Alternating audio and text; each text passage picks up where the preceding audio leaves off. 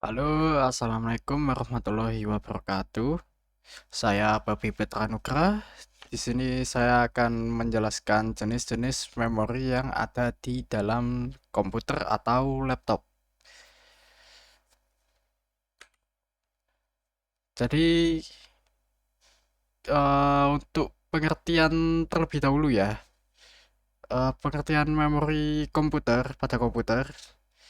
Jadi, memori komputer adalah perangkat keras atau hardware yang berfungsi sebagai tempat penyimpanan data, informasi, atau instruksi, baik secara sementara, yaitu volatil, atau permanen, non volatil.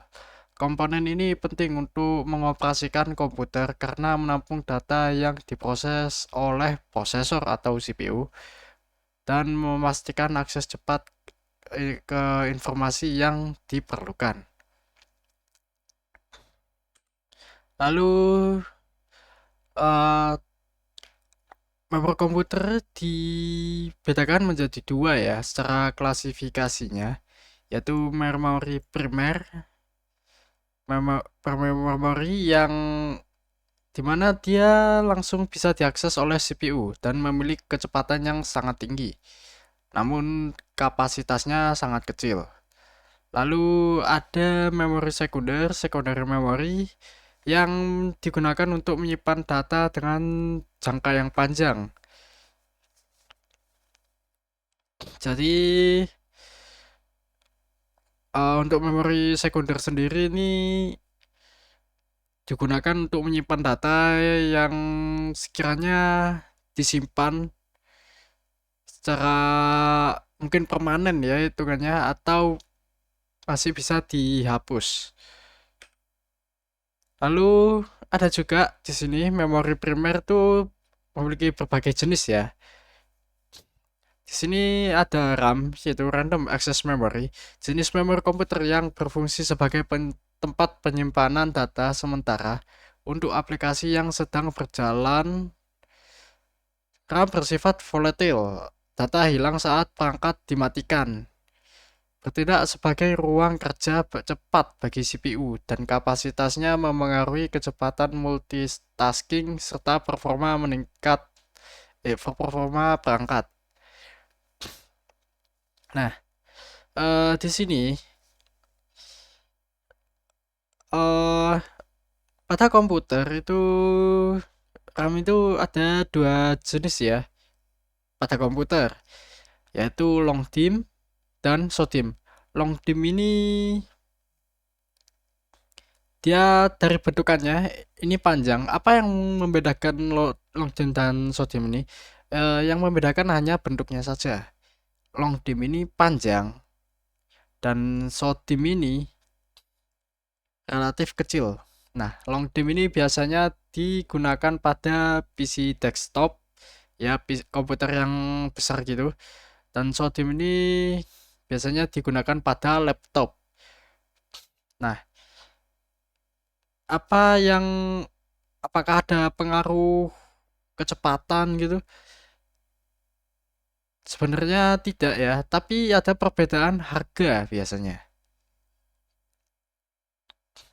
Dan juga pada RAM pada komputer ini memiliki ada beberapa generasinya juga ya, yaitu DDR2 dan 3, 4, dan untuk sekarang yang terbaru yaitu 5.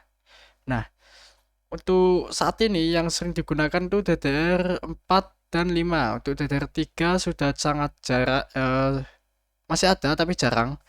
Untuk DDR2 sendiri sebenarnya untuk digunakan sekarang ini aplikasi komputer sekarang sudah tidak cukup ya, sudah tidak bisa sebenarnya.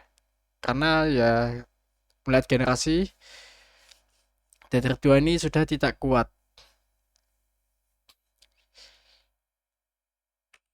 Lalu ada VRAM.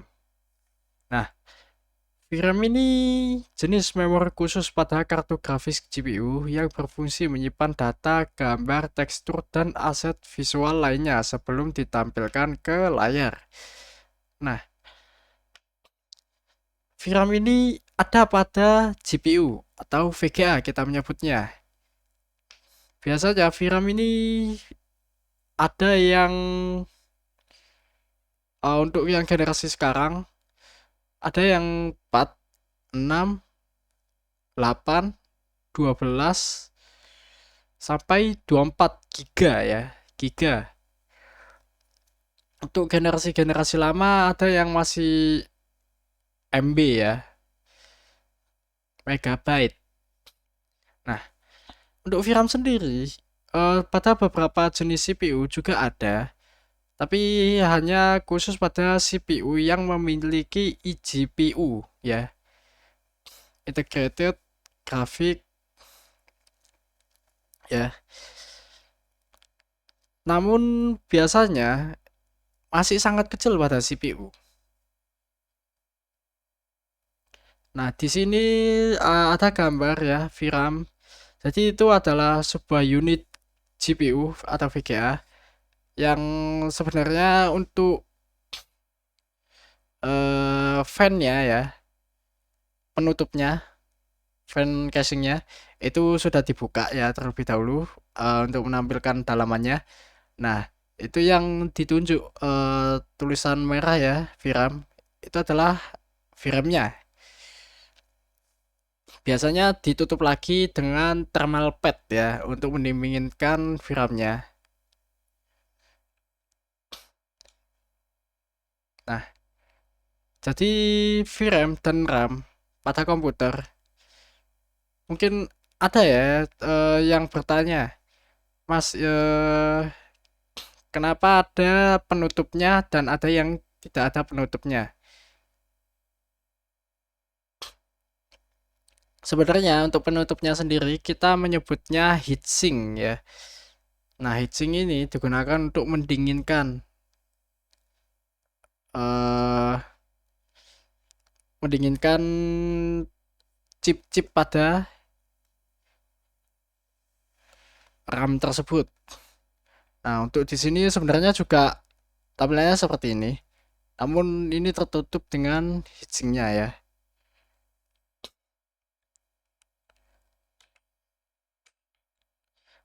Nah, lalu ada ROM, tipe memori non-volatile pada komputer yang menyimpan data secara permanen, bahkan saat daya dimatikan. ROM berfungsi menyimpan instruksi firmware penting seperti BIOS dan UEFI untuk proses booting dan pengoperasian perangkat keras. Data pada ROM hanya dapat dibaca dan tidak mudah diubah, berbeda dengan RAM. Nah, untuk ROM sendiri ini sebenarnya ada di motherboard langsung ya, sudah tertanam. Di sini saya tidak menampilkan contohnya karena takut ada miskonsepsi. Karena motherboard sendiri ini untuk ROM sendiri ini seperti chip tadi sudah tertanam pada motherboard. Namun tergantung motherboardnya ya. Untuk peletakannya ini berbeda-beda. Takutnya ini dianggap untuk ROM ini dianggap komponen lain ya pada motherboard. Selanjutnya, cache memory. Memori penyimpanan sementara berkecepatan tinggi berkapasitas kecil yang berfungsi menjembatani perbedaan kecepatan antara CPU dan RAM utama. Ia menyimpan salinan data yang sering diakses agar prosesor dapat mengambilnya lebih cepat tanpa menunggu RAM, sehingga meningkatkan performa keseluruhan sistem. Nah, untuk cache memory ini saya tidak menampilkan gambar, namun penjelasan spesifikasi ya. Biasanya untuk cache memory ini ada pada CPU. Disebutnya yaitu ada 3 ya, L1 cache, L2 cache, L3 cache. Nah, untuk L1 cache terletak dalam inti prosesor, terkecil namun tercepat. biasanya itu cuma kilobyte saja. Dan cache lebih besar dari L1 bisa berada di dalam atau di luar inti, sedikit lebih lambat. Lalu L3 cache terbesar dari ketiganya biasanya dibagikan untuk semua inti prosesor, paling lambat di antara cache lainnya, tetapi masih jauh lebih cepat dari RAM. Nah, untuk kalian yang ingin ya saat ingin membeli prosesor, tapi ingin juga melihat performa keseluruhan ya. Nah, untuk spesifikasinya kalian tidak terlalu harus melihat generasi juga, tapi juga melihat cache ini. Biasanya kalian lihat dari L3 cache. Jika kapasitasnya cukup besar ya dari prosesor lain, artinya prosesor itu sudah cepat. Lalu di sini kita akan membahas jenis-jenis memori sekunder. Ya, seperti yang saya jelaskan tadi, memori sekunder ini tujuannya untuk menyimpan data secara non volatile atau jangka panjang ya. Di sini ada HDD, hard disk drive, perangkat penyimpanan data non volatil tradisional menggunakan piringan magnetit berputar, platter, dan kepala baca tulis mekanis untuk menyimpan serta mengakses data digital. HDD menawarkan kapasitas penyimpanan yang besar dengan harga terjangkau.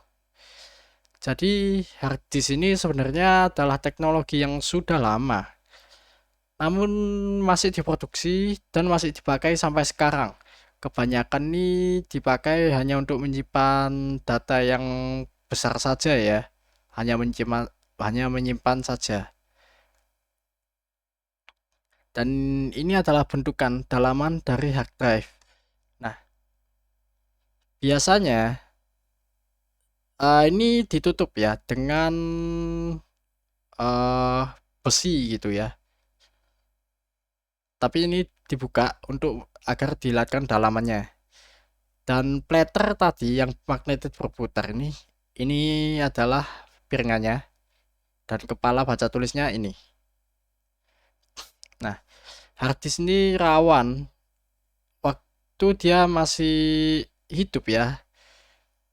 Masih jadi platternya berputar. Dia ini sensitif terhadap guncangan atau bantingan.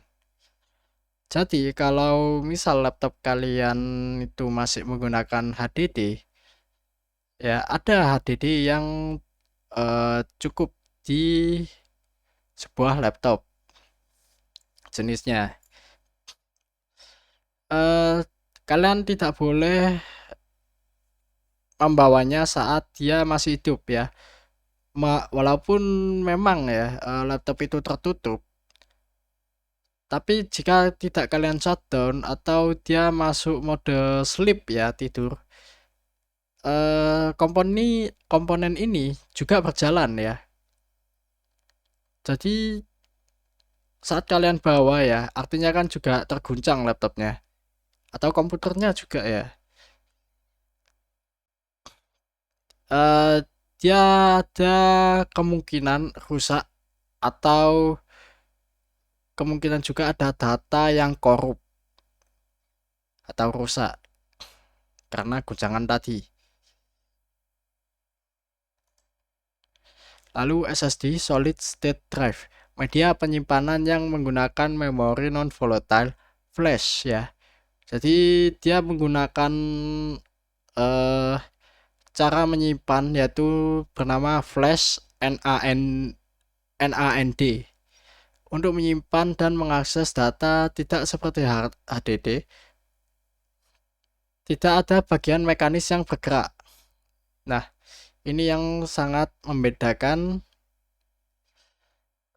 SSD ini. Jadi Tujuannya sama seperti HDD untuk menyimpan data ya. Dan untuk bentukannya ya kotak seperti ini sedikit lebih kecil daripada HDD ya. Namun dia tidak ada piringan seperti HDD. Dia menggunakan beberapa chip untuk menyimpan datanya. Lalu selanjutnya ini adalah SSD juga, tapi NVMe ya, non volatile media express. Ini lupa saya tulis. Jadi dia media penyimpanan ultra cepat untuk PC atau laptop yang menggunakan jalur PCIe. Jalur PCIe sendiri itu apa? Jadi jalur PCIe ini biasanya ada pada komputer atau pada motherboard ya, pada motherboard laptop atau komputer. Biasanya ditulis M.2 ya, atau ada tulisan NVMe pada motherboardnya. Menawarkan kecepatan transfer data jauh melampaui SATA, seringkali di atas 2 GB per detik. Nah, SSD NVMe ini kadang orang-orang bingung ya untuk SSD ini. Sebenarnya SSD ini memiliki dua tipe ya. Bentukan yang ini kita sebutnya SATA, yang kotak ini.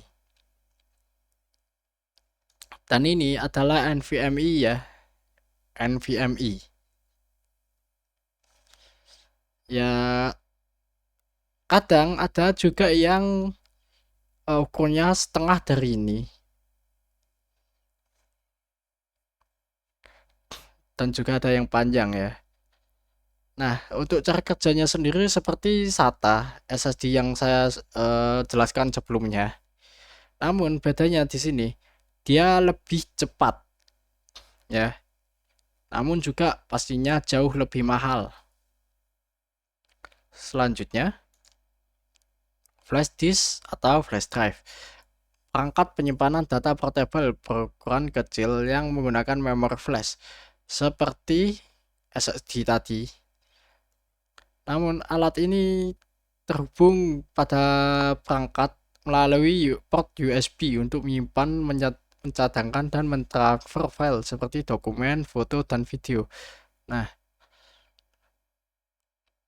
dia untuk flash di sini atau flash drive ini memiliki cara kerja flash NAND persis seperti SSD, namun dia memiliki kecepatan yang kecil, lebih kecil dari SSD. Tapi setiap flash disk ini tergantung jenisnya memiliki kecepatan yang berbeda-beda. Namun tetap dia tidak secepat SSD. Jadi jika kalian menggunakan flash disk ini untuk melakukan suatu proses ya, cukup tidak disarankan. Hanya ini biasanya digunakan untuk menyimpan, mencadangkan data atau menyimpan data sementara untuk dipindahkan atau dikemanakan gitu. Terima kasih, itu saja presentasi dari saya. Maaf jika ada salah kata dan terima kasih sudah mendengarkan. Assalamualaikum warahmatullahi wabarakatuh.